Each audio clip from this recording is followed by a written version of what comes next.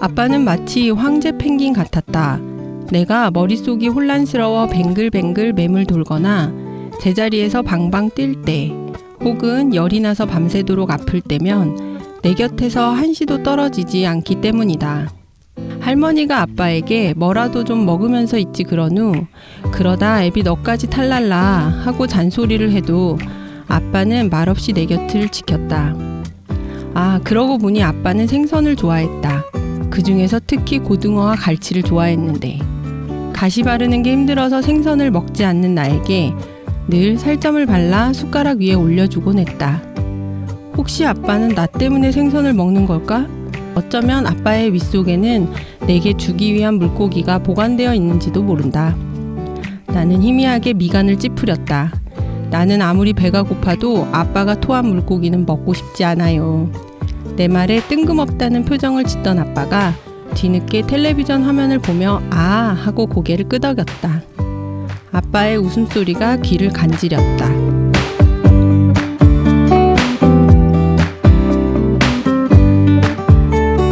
어른과 아이 그 사이 어디쯤에서 고군분투하고 있을 우리들의 사춘기에 대해 책으로 이야기를 나누어 보는 우리가 사랑하는 사춘기 우사사 11번째 이야기를 시작하겠습니다.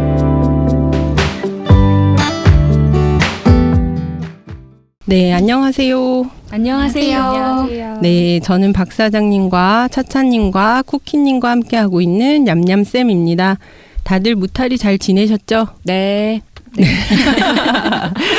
네, 요즘은 건강 안부가 진짜 제일 많이 서로 물어보는 것 같아요. 안심하기도 하고요. 오늘은 차차님이 픽하신 책입니다. 부연정 작가님의 소리를 삼킨 소년인데요. 표지는 좀 토끼털 옷 입은 소년의 모습이 뭐지 했어요. 근데 이거 되게 잘 나타낸 것 같아요. 이 주인공의 캐릭터를. 아, 그래요? 어떤 의미셨어요? 왜냐면 지금 여기 귀가 가려져 있잖아요. 토끼 귀. 토끼 귀는 말고 지금 이 아이의 귀. 그러니까 이 아이의 귀가 토끼 옷에 의해서 가려져 있잖아요. 네네. 그래서 일반 사람들하고는 이렇게 원활한 의사소통이 안 되는 그런 걸 상징적으로 표현했고, 그 다음에 저는 이 주인공이 굉장히 토끼같이 귀여웠거든요. 너무 귀여운 거에 사랑스럽고. 그래서 와, 이 표지 처음에 봤을 때는 이게 뭐야? 막 이랬는데 보면서 와, 주인공을 이렇게 되게 잘 나타낼 수가 있을까? 그런 생각했었어요. 오, 표지 디자인하신 분이 굉장히 좋아하실 거예요. 근데 책 읽을 때 우리 사실은 표지하고 제목이 영향을 많이 미치잖아요. 책을 선택할 때. 그래서 책을 읽으면서 이렇게 표지가 뭘 나타내고자 했지? 라는 것도 되새기면서 같이 얘기해보는 것도 재밌는 것 같아요. 네, 그러면 요 책 소리를 삼킨 소년 내용은 정말 진짜 흥미진진했거든요. 차차님께서 내용 말씀해 주시고 하나씩 풀어나가 보도록 하겠습니다. 네, 말을 하지 못하는 소년이 있습니다. 소년은 살인사건의 유일한 목격자입니다. 여기까지 말씀드리면 뭔가 전형적인 스릴러, 범죄 소설의 플롯 같은데요. 이런 설정을 청소년 소설에 가져와서 남다르게 풀어낸 소설, 바로 부연정 작가의 소리를 삼킨 소년입니다. 주인공 태희는 15살 남자아이입니다. 경증의 아스퍼 증후군, 그러니까 일종의 자폐증을 앓고 있고 타인과의 상호작용이 어렵고 특정 분야에만 관심을 보이는 정신병도 앓고 있습니다. 어릴 적의 트라우마로 말을 하지 않는 한묵증 진단을 받았고요.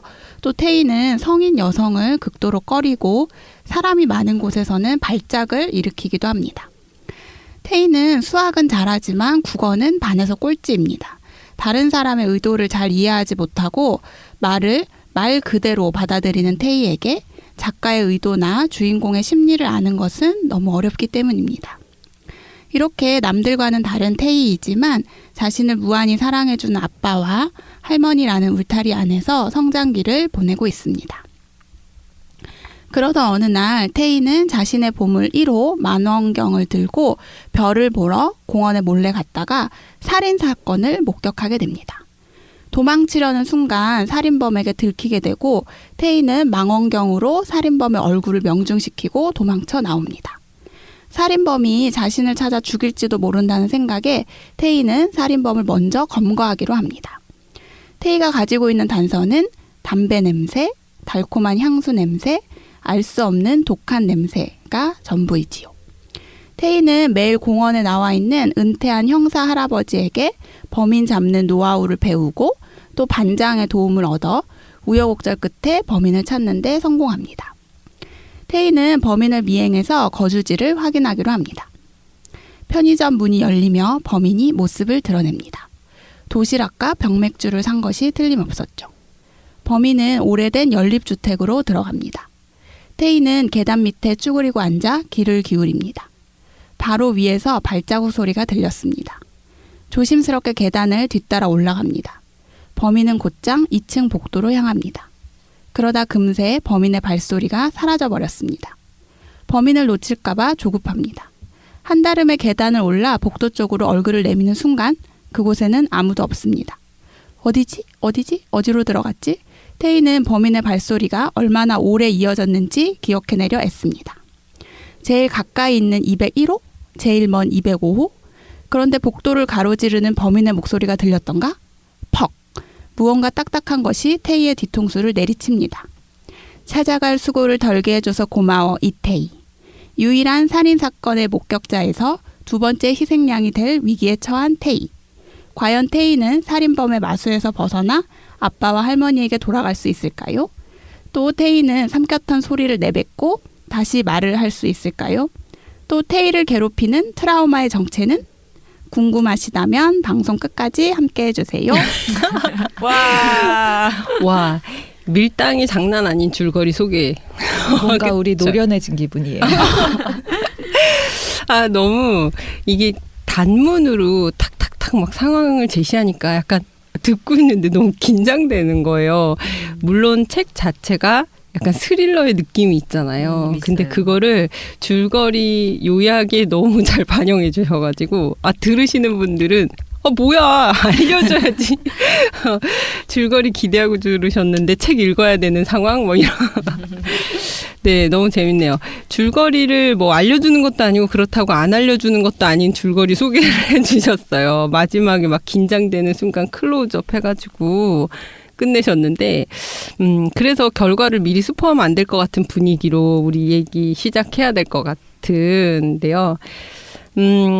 이 책은 중학생 주인공 태희의 이야기죠. 일종의 자폐를 앓고 있고 한묵증도 앓고 있는 태희인데, 근데 누구보다 엄지타자 솜씨가 이제 재빨라서 핸드폰에서 문자를 써서 타인과 소통을 하고 있는 주인공인데요. 이 얘기 어떻게 읽으셨어요? 진짜 너무 흥미진진하긴 했어요. 네, 굉장히 재밌죠. 재밌었는데 조금 이야기 구성상으로는 좀 허술하다. 전체 짜임? 네네네. 짜임은 조금. 그러니까 스릴러 플롯 같은 걸 가지고 오긴 했지만 어찌됐든 성장 소설에 훨씬 초점이 있는 소설이라서 그 부분은 조금 감안을 하시고. 저는 궁금했어요. 왜 이렇게 스릴러에 다들 열광할까? 여기까지도 이런 네. 플롯이 있어. 네, 요즘 너무 재밌잖아요. 그렇죠. 그래서 막 그래 소설의 처음은 탐정 소설이라더니 그렇죠. 이런 생각도 들고. 모험과 탐정. 네, 모험과 네. 맞아요. 우리 진짜 그 작가분께서 마지막 뒷부분에 그 셜록 홈즈에 어렸을 때 열광했던 그 얘기 써놓으셨어요. 그러니까 그 작가분께서 어릴 때 좋아했던 그런 스토리와 플롯을 이제 직접 글을 쓰실 때도 하시고 싶으셨던 것 같아요. 그래서 저는 말씀하신 대로 막 굉장히 이렇게 치밀한 조직을 갖고 있는 소설은 아니지만 청소년 아이들이 읽기에는 참 좋다라고 저는 개인적으로는 생각했던 것 같아요. 저는 하나는 조금 걱정됐어요. 여기 아버지가 너무 헌신적이에요. 그래서 읽는 사람이 노련하지 않으면 아니면 또 조금 이런 허구 서사에서는 완벽한 것을 만들어낸다는 거를 조금 잘 모르는 상황이라면 자기 아버지랑 비교를 하면서 왜 우리 아빠는 안 저럴까 막 이런 생각을 하지 않을까라는 생각이 살짝 걱정이 됐어요. 근데 여기에서의 완벽함이 말씀하신 그런 우려도 되지만 이 태희가 겪은 일이 있잖아요. 우리가 결론을 지금 완벽히 스포하기는 좀 그렇지만 어렸을 때 태희가 겪은 어머니로부터의 아주 큰 상처가 그것에 대한 보상으로서의 아버지의 태도가 굳어진 거라면 이럴 수 있겠다 싶긴 해요. 태희의 상황, 그러니까 뭐 지금 약간의 자폐라든지 한목증이라든지 이런 걸 겪고 있어서. 그럼에도 불구하고 너무나 헌신적인 아버지의 모습이다. 이런 생각이 들긴 했어요. 그럼 우리 이제 하나씩 꺼내서 얘기해 볼까요? 네. 네, 우리 그러면 아빠 얘기 먼저 나왔으니까 아빠에 대한 이야기를 먼저 해볼까 봐요. 저는 이제 그 헌신적인 모습 중에 하나가 이 아이가 표현하기에 이야기를 멈추지 않는 아빠. 아이에게 말하거나 이야기하는 거를 멈추지 않는 아빠의 모습을 아이가 써요. 그렇게 아빠의 모습이라고. 그걸 읽었을 때 아빠의 고통이 느껴졌어요. 저는. 그게 태희는 반응을 못 해주니까 거의 그렇죠. 네, 현실적으로 반응을 못한 상태에서 혼자 말하는 힘겨움도 있겠지만 아이가 어렸을 때 겪었을 고통을 생각해서 끊임없이 아이에게 말을 걸어주는 그 아빠의 노력이 그 아픈 우리가 이제는 결론을 좀 얘기해 볼까요? 네. 네, 편하게 하시죠. 사실 태희는 어렸을 때 아빠 엄마가 이혼하면서 엄마가 양육권을 가지고 가고 태희를 키우는데 그러다가 엄마가 이제 우울증처럼 힘겨운 상황이 오고 아동 학대가 일어나죠. 그래서 태희가 상습적인 학대를 당하고 엄마는 이제 항상 네가 내 인생을 망쳤다 하면서 태희를 굉장히 심하게 학대를 하면서 아이가 말도 못하는 고통을 겪죠. 뭐 밥도 굶고 엄마가 며칠 집을 비워버리기도 하고 그 나이가 고작 태희가 5, 6살 때 그러면서 결국에는 엄마가 자살하는데 목을 매서 자살을 하는데 그걸 태희가 목격하고 엄마의 시체와 함께 며칠을 지내야 했던 그러고 나서 이제 동네 사람에게 발견이 돼서 아빠는 그제서야 이제 태희를 보게 되는 그런 어렸을 적 사건을 태희가 겪어요. 그때 아빠의 심정, 그때 태희를 보게 된 아빠의 심정, 그게 아빠로 하여금 힘들어도 계속 태희에게 말을 걸게 하는 이유일 것 같아서 그게 저는 이제 읽는 내내 가슴이 아프더라고요. 그 상황들을 생각하니까 너무 마음이 무거워져가지고 그죠? 무슨 그 태희의 상황 그때 그 상황을 생각하니까 너무 마음이 무거워지죠. 네네네. 사실은 제가 몸이 아팠을 때는 병원에 대한 드라마나 기사나 뉴스를 잘 못 봤고 아이를 낳고 나서는 아동 학대라든지 정말요. 어떤 아이와 관련된 사건이나 이런 뉴스나 드라마 뭐 기사 이런 것들을 전혀 볼 수가 없는 거예요. 도저히 그걸 마주 볼 수 있는 그런 심리적 상태가 안 되더라고요. 그러니까 이제 아마도 그런 지금 이 가라앉은 분위기는 이제 뭐라고 가볍게 얘기를 할 수 없는 그렇죠. 그런 마음인 것 같아요. 맞아요. 그래서 이제 그거를 겪은 태희를 아빠가 데리고 지금 있는 거잖아요. 그래서 이제 어떻게 해도 그 당시의 상황을 다시 복구시킬 수 없는 그 아빠의 마음이 끊임없이 태희에게 말을 걸게 하는 것 같다라는 생각이 들어서 아빠 얘기 먼저 꺼내봤어요. 이거는 진짜 뭐라고 더 얘기를 붙이기도 어려운 아빠의 노력들이 굉장히 많이 나오잖아요. 그래서 뭐 아빠가 회사도 그만두고 태희한테 좀 더 이렇게 태희를 뭐 집에도 데려다 오고 학교도 데려다 주고 태희가 아플 때마다 학교 가기 뭐 이렇게 시간을 내기 위해서 그 회사 그만두고 편의점 하면서 편의점에도 주말에 데려가고 그다음에 잠잘 때도 좋은 꿈 꿔 이렇게 항상 얘기해주고 아빠의 노력들이 많이 나오죠. 근데 여기서 아빠의 내면 상태는 자세히 묘사가 안 돼서 알기는 좀 어려운데 저는 이제 냠냠쌤 하신 것도 공감을 하지만 또 아빠는 태희를 사랑하기 때문에 그게 막 그렇게 괴롭다거나 노력을 한다거나 저는 그렇게 생각은 안 했거든요. 정말 그냥 아들을 사랑하기 때문에 그대로 받아들이고 엄청 고민했을 것 같아요. 그 어떻게. 직장을 그만두고 편의점을 열기까지. 그렇죠. 아빠가 네, 자신의 삶이 완전 그쵸. 달라지는 완전히 거니. 전환하는 거라서 그리고 우리가 자영업의 세계에 발을 디딘다는 건 어마어마한 결심이기 때문에 저는 실제로 이렇게 아스퍼 증후군의 부모님도 같이 뭐 이렇게 만나봤고 실제로 이렇게 이런 부모님들을 뵀는데 그 이제 아이가 어렸을 때부터 몇십 년 뭐 아이가 성인이 되고 나서도 그것을 책임지잖아요. 아이의 모든 생활을. 근데 진짜 태희 소설에서는 진짜 너무 완벽하게 나온 거예요. 태희 아빠처럼 이렇게 하기가 쉽지가 않아요.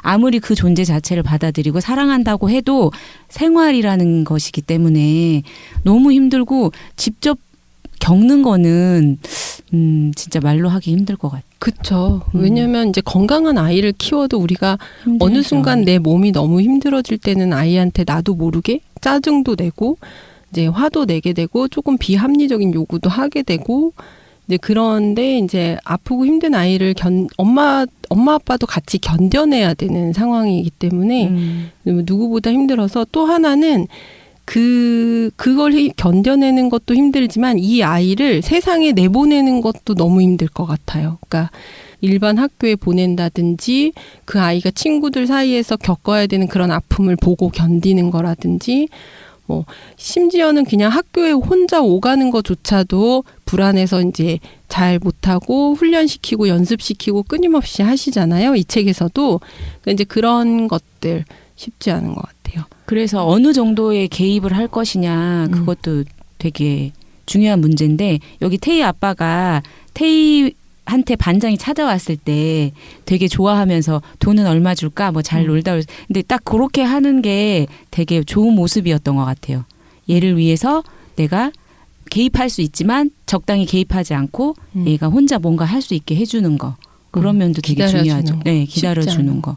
그 소설에서 사실은 굉장히 무거울 수 있는 주제를 다루고 있는데 또 소설 분위기는 말씀하신 것처럼 굉장히 좀 따뜻하고 밝은 부분도 있고 그리고 저는 이거 읽으면서 저희가 저번에 다뤘던 아몬드 생각도 많이 났거든요. 저도 많이 했어요. 주인공하고 비슷하죠. 이 주인공하고. 근데 확연히 차이가 나는 게 제가 아몬드 읽을 때는 이게 12살 아이가 이런 생각을 할 수가 있나 막 약간 이런 생각을 하면서 읽었는데 여기에 태희는 훨씬 더 아이다워요. 네, 그 연령에 맞게 생각을 하고 이제 어떤 한목적 이런 걸 가지고 있지만 생각하는 건 굉장히 아이다워서 그런 모습을 잘 살린 게 또 이 소설의 어떤 장점이 아닌가라는 생각을 했어요. 그래서 제가 귀엽다고 생각했던 맞아요, 것 같아요. 귀여워요. 아빠를 좋아하지만 요거트 아이스크림보다는 안 좋아해. 뭐 이런 표현도 나오고 나는 뭐 어떤 딸기 타르트를 뭐 11번째로 좋아해. 뭐 이런 말도 나오고 그래서 그렇게 무겁지만은 않은데 주인공이 그래서 귀엽게 느껴졌던 것 같아요. 여기에 또 다른 아버지가 나오잖아요. 태희가 그 만났던 놀이터에서 매일매일 만났던 그 전직 경찰이셨던 노숙자 할아버지. 노숙자 할아버지. 노숙자는 아니지만 노숙자는 아니지만 아니지만 태희 생각에는 교장 선생님에 더 가깝게 생긴 그 할아버지도 사실은 아버지여서 그쵸. 항상 그 두 번째 벤치에 앉는 이유가 그 건너편 빵집을 보기 위해서. 근데 그 빵집에는 그 할아버지의 아들이 있었던 거죠. 아들이 빵집 사장님이셨잖아요. 네. 근데 이제 태희 아빠랑 가장 큰 비교점을 찾아보자면 태희 아빠는 태희에게 굉장히 말을 많이 하고 맞아요. 소통이 되게 잘 됐었다면 그리고 사랑을 잘 표현했다면 이 전직 경찰이신 할아버지, 노숙자 할아버지는 전혀 그러지 못했던 거죠. 그 아들하고. 그래서 사실은 지금 아들하고 사이가 굉장히 나빠진 거잖아요. 그래서 아예 왕래를 하지 않고 있는 그래서 그런 아버지 모습도 또 대비해 볼 수 있었어요. 맞아요. 아빠라는 연결고리로 그 등장인물 중에 노숙자 할아버지, 사실 노숙자 아닌데 어쨌든 그 할아버지, 형사였던 할아버지와 또 다시 연결해서 생각해 볼 수 있을 것 같아요.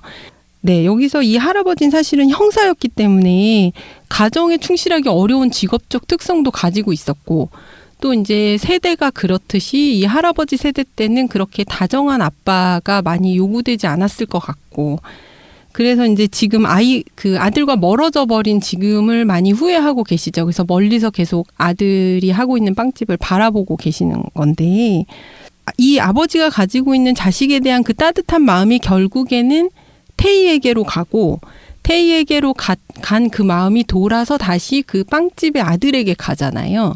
그래서 이제 태희가 그 빵집을 바라본 이유를 나중에 잘 알아내죠. 이 할아버지한테 배운 관찰의 기술로 본인이 할아버지를 막 관찰해서 적어보니까 할아버지가 두 번째 벤치에 앉아있는 이유 그리고 빵집을 바라본 이유 할아버지가 말했던 얘기들을 종합해서 찾아보니 할아버지 아들은 빵집 사장과 너무 유사하다. 그래서 막 혼자 추리를 해서 결국에는 그 빵집 사장에게 그 얘기를 전해주는 역할을 태희가 하잖아요. 그래서 그런 어떤 사랑의 마음은 결국 돌아서라도 가 닿는구나라는 생각을 하는 부분이 있어서 그것도 참 우리를 따뜻하게 해주는 부분이었던 것 같아요. 근데 돌아 가기 전에 표현을 해야 될 것 같아요. 그죠? 물론 제일 좋죠. 제일 중요한 건 근데 잘 표현을 못하니까 특히 어렵잖아요. 아버지라는 우리 위치가 이제 그리고 우리가 또 얘기해 볼 만한 게 두려움에 맞서는 것에 대해서 얘기를 해볼 필요가 있어요. 이 책에서 되게 핵심적인 부분인데 여기서는 막 정말 살인범이 나오고 그쵸? 야, 차차님 거기 스토리를 청취자분들을 위해서 좀 더 해주세요. 밀당으로 끝내셨잖아요. 네. 그 태희가 이제 그 살인 장면을 목격하고 이제 형사 할아버지 도움을 얻어서 살인범을 딱 특정을 하잖아요. 그래서 이제 집으로 찾아가요. 이제 아이기 때문에 뭐 신고해야 된다 뭐 이런 거보다는 내가 제 거주지를 딱 찾아가지고 뭔가 내가 검거를 해야겠다 이런 이제 마음으로 찾아가는데 거기서 이제 살인범한테 당하는 거죠. 그래가지고 맥주병으로 머리를 두드려 맞고 이제 너무 표현을 아무렇지 않게 살인범 집에 이제 감금이 되는 거예요. 역전이 돼가지고 그래서 정말 죽을 위기에 처하는데 마지막에 이제 이때까지 대화를 계속했던 그 할아버지가 얘 심상치 않다. 지금 뭔가 범죄에 휘말렸다라는 냄새를 맡고 이제 할아버지가 구하러 후배를 보내죠. 신고를 해주셔서 이제 형사가 구하러 오죠. 그래서 이제 무사히 가족의 품으로 돌아오게 되는데 그래서 이제 냠냠쌤 말씀하신 것처럼 성장 소설이라는 게 내부적으로나 외부적으로나 이제 주인공의 성장해 나가는 이야기잖아요. 근데 이 소설에서는 외부에 아주 모험이라는 강한 이제 눈으로 보이는 그런 성장 요소를 넣어 놓은 거예요. 그래서 여기서 이제 두려움에 맞서는 그런 게 구체적으로 나오죠. 네, 그래서 실질적으로 살인범과 연관된 그 문제에서 두려움에 맞서는 모습이 나오는데 그게 이제 약간 상징적인 것 같다는 생각을 했어요. 이 소설에서 이런 두려움을 맞서는 만큼의 그 용기가 이 아이가 세상으로 나가는 그 필요한 용기하고 같구나. 그래서 이 아이가 이제 그 처음에 범인을 봤을 때 자기 머릿속에는 분명히 자기가 범인을 되게 멋있게 쫓아가서 이렇게 탐정처럼 할 거라고 생각했는데 단 한 발자국도 움직일 수 없는 두려움에 맞닥뜨리잖아요. 그게 이제 아이가 나는 언제든지 마음만 먹으면 말을 할 수 있어라고 생각했지만 사실은 실질적으로 말을 하려고 할 때도 잘 안 나왔잖아요. 그러니까 머릿속으로 우리가 분명히 나는 이걸 다 할 수 있고 성장할 수 있고 나는 나가면 다 할 수 있고라고 생각하지만 그게 부딪히는 현실 그리고 거기서 필요한 용기 이런 것들을 되게 중첩적으로 잘 보여주고 있구나. 그래서 재밌었던 것 같아요. 저는 여기서도 악의 실체가 너무 분명해서 악의 실체. 그러니까 이게 분명히 드러나는 게 명확하고 또 이야기가 이끌어 나가지는 그러니까 이 이야기가 흘러가는 데에 어떤 흐름을 정확하게 보여주는 그런 모습이 있지만 성장 소설이라고 한다면 조금 더 진보할 수 없을까라는 생각도 들었어요. 우리가 살다 보면 악의 실체가 분명하지 않은 경우가 많잖아요. 그러니까 악이라는 게 없죠. 사실은 다들 자신이 판단하고 더 나은 방향이라고 생각했던 것들이 얽혀지면서 생각지도 못한 방향으로 흘러가잖아요. 근데 이런 것에 대한 연습이 요 학령기 때 좀 됐으면 얼마나 좋을까라는 생각이 들었습니다. 저는 근데 여기서 좀 그랬던 게 이 태희가 공책 자기가 쓰던 그 뭐 할아버지랑 만나서 막 쓰던 공책이 있었잖아요. 그 공책을 흘려서 할아버지가 그 공책을 보고 맞아요. 그게 단서가 돼가지고 찾아갔잖아요. 네. 근데 태희의 성격으로는 도저히 공책을 흘리고 다닐 애가 아니거든요. 왜냐하면 학교를 가도 맞아요. 분 단위로 이렇게 네. 계획을 세워서 학교를 가고 뭐 자기 책에 뭐가 묻을까봐 책을 다 짊어지고 다니는 애거든요. 근데 어떻게 공책을 놓쳤을까? 그래서 아까 좀 그게 좀 그게 허술하다. 조금 근데 저는 그게 태희의 변한 모습이라고 봐요. 그러니까 태희가 그렇게도 볼 수 있구나. 네, 왜냐하면 태희가 절대 하지 않았던 것들을 하기 시작하는 거예요. 예를 들면 정확하지 않은 무엇에 대해서도 탐구한다. 그러니까 그 세상 자기가 갖고 있는 그 세상 내에서 통제가 가능해야만 안정감을 얻는 태희인데 미지의 세계로 발을 내밀었고 그다음에 관찰이라는 걸 시작한 거예요. 외부 세계를 본다는 뜻이잖아요. 내면에만 있다가 외부 세계를 본다든지 그다음에 누군가와의 소통 자체도 그냥 아예 거의 차단하듯이 혼자의 세상에 갇혀 있었는데 할아버지와의 소통을 시도하죠. 왜냐하면 그 문제를 해결해야 되니까. 그래서 그리고 반장이 좋아서 아니고 막 맞아요. 친구 아닌데라고 거부하지만 그 필요하니까 지금 막 절실하니까 반장과 함께 다녀야 되는 거예요. 그러니까 싫지만 참잖아요. 그러니까 얘가 그렇게 완전히 바뀌는 모습들이 막 요소가 나타나는데 태희가 노트를 흘렸을 때도 스스로 생각해요. 내가 절대 그럴 리가 없는데 라고 생각하는데 다른 데 몰입하다 보면 우리가 다른 거 당연히 허술해지잖아요. 근데 그런 정상적인 어떤 우리가 생각하는 보편적인 아이들의 모습으로 그런 과정이었다. 네, 그래서 그런 약간 변화의 모습으로 파악했었거든요. 그 그럴 수도 부분은. 있겠네요. 작가님이 이거를 들으신다면 너무 좋아하실 것 같아요. 맞아요. 좋아하실 것 같아요. 너무 훌륭한 해석이에요. 아 그래요? 네, 너무 근데 저는 진짜 그럴 듯하네요. 그렇게 생각할 수도 있겠네요. 근데 그 살인범 있잖아요. 살인범의 살인 동기가 너무 허술하지 않아요? 근데 되게 그럴듯하지 않아요? 그럴 듯해요. 살인 동기가? 나는 우발적인 살인이 그렇게 일어나는 것 같아요. 아니 자기 과거를 좀 소문내고 네, 다녔다고 그 그거 전과가 죽이기까지 해요? 있는 이제 여자였는데 네. 아, 그 얘기를 조금 차차님이 네네네, 또 차차님이 좀 해주실까요? 해주세요. 네네. 네, 이제 살인범은 이제 태희는 처음에는 남성이라고 생각을 했지만 이제 나중에 찾아보니까 미용실에서 일하던 여직원이었는데 이제 전과가 있는 여자였죠. 그래서 그거를 다 이제 자기 모르는 곳으로 이사를 와서 일을 하고 있는데 자기를 원래 알던 친구가 너 주변에서 너 그런 거 알아? 이러면서 이제 협박을 했죠. 내가 뭐 다 말할 거야 이런 그렇다고 식으로. 해서 죽일 정도로.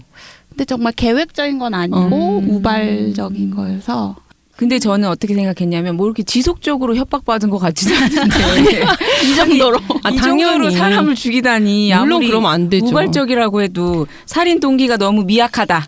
좀 뭔가 살인범은 이해할 수가 없는 것 같아요. 맞아요.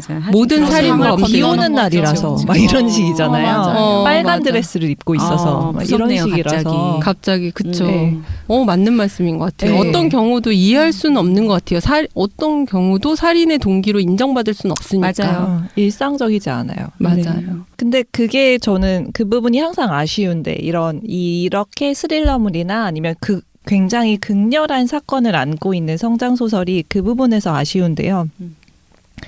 마치 그런 사건이 아이를 성장하게 만든 것처럼 보이잖아요.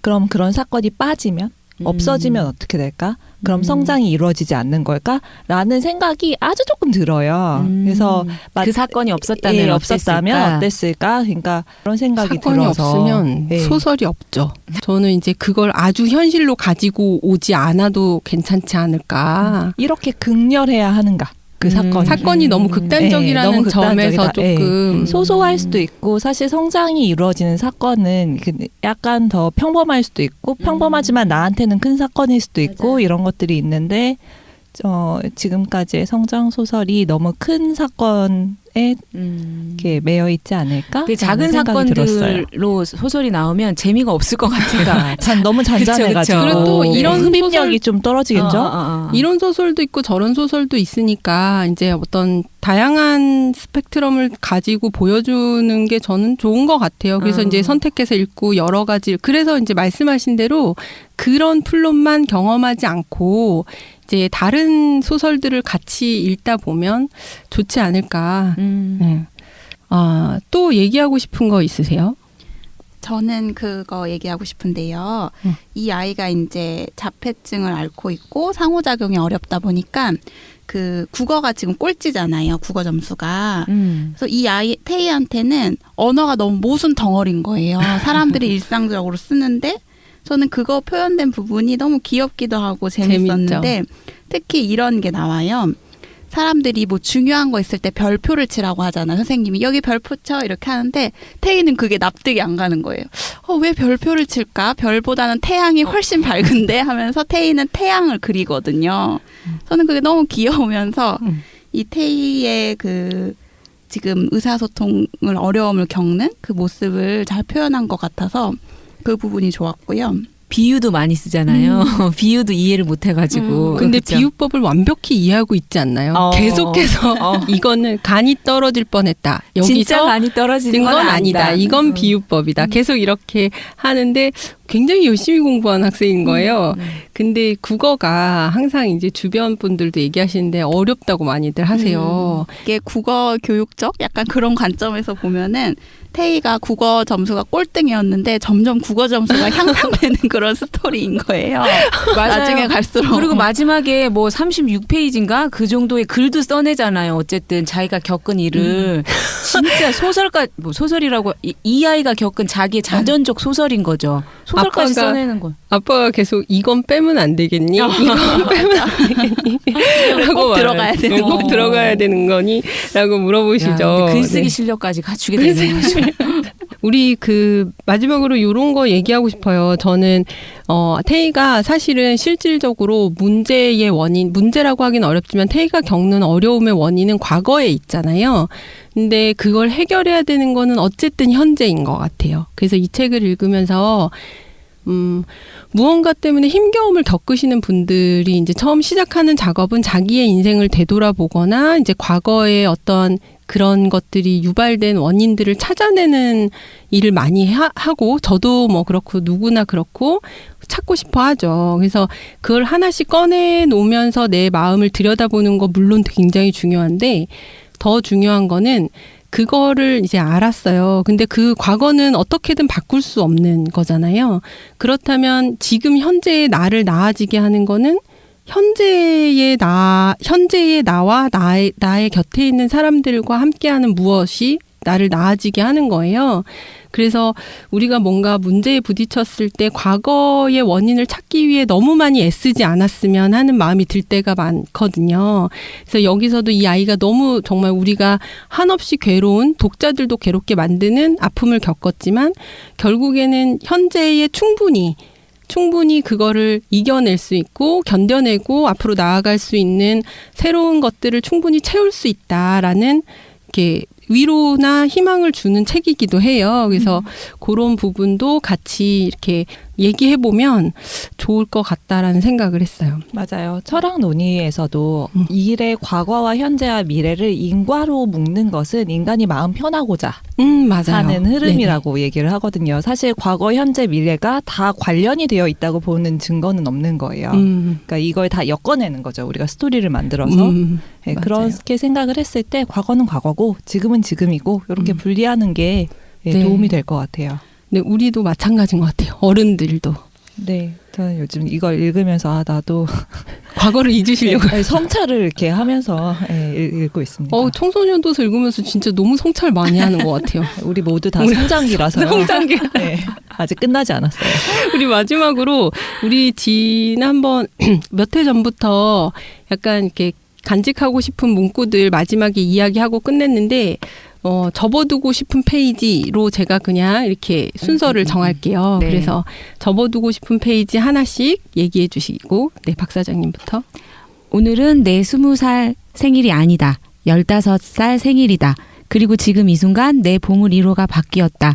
나는 방 안을 빙빙 돌던 걸 멈추고 박스로 달려갔다. 아빠가 못 말리겠다는 듯 웃음을 터뜨렸고 나도 활짝 웃었다. 따뜻한 시선으로 나를 지켜보던 아빠가 다시 한번 생일 축하한다 태희야. 태어나줘서 고맙다 라고 말했다. 나는 당장이라도 천체만원경을 뜯어보고 싶었지만 그보다 먼저 아빠 품으로 뛰어들었다. 아빠는 내 심장에 박힌 가시를 뽑아주는 사람이었다. 이제는 나 홀로 웅크리고 앉아 가슴을 껴안을 필요가 없었다. 지금 이 순간 나는 그 어느 때보다 행복했다. 나는 비쩍 마르고 갈라진 형편없는 목소리로 힘껏 외쳤다. 아빠 사랑해요. 치즈 요거트 아이스크림만큼요. 어떡하죠? 저랑 똑같아요. 아 진짜요? 큰일 났네요. 근데 다시 들어도 눈물이 나죠. 너무 이 마지막 따뜻하고. 부분 그죠. 네, 덧붙일 수가 없는 것 같아요. 울먹일까봐. 네. 그 다음에 이제 쿠키님은 같은 부분 접어오셨고, 차차님 들어볼게요. 저도 두 군데 정도인데 하나는 이제 박 같았고. 사장님 말씀해주신 부분이고 하나는 아까 제가 말씀드렸던 그 별보다는 태양이 더 밝게 빛나지 않나라고 하면서 별표 옆에 해를 그리는 장면이 있어요. 네, 그 부분 너무 귀여워서 네, 거기 50쪽에 말씀드리고 싶었습니다. 아, 네, 읽어주시진 않고요. 네, 네, 그냥 네, 가요가지고 너무 길어서 안 읽는 걸로. 네, 저는 그 공원에 앉아 계셨던 전직 할아버님께서 이제 마지막에 태희랑 같이 얘기 나누면서 그래, 그럴 때는 촉을 믿어야 하는 법이란다. 촉은 수많은 경험이 축적된 결과거든. 이라고 말씀해 주시는데 이 말이 너무 좋았어요. 이게 왜냐면 자기 자신을 믿는 거거든요. 그래서 맞아요. 너무 좋았습니다. 네. 오늘도 내 마음이 가리키는 방향으로, 내 촉이 가리키는 방향으로 한 걸음 나아가는 하루가 되시기를 바라겠습니다. 네. 다음 시간에 뵙겠습니다. 감사합니다. 만나요. 감사합니다. 감사합니다.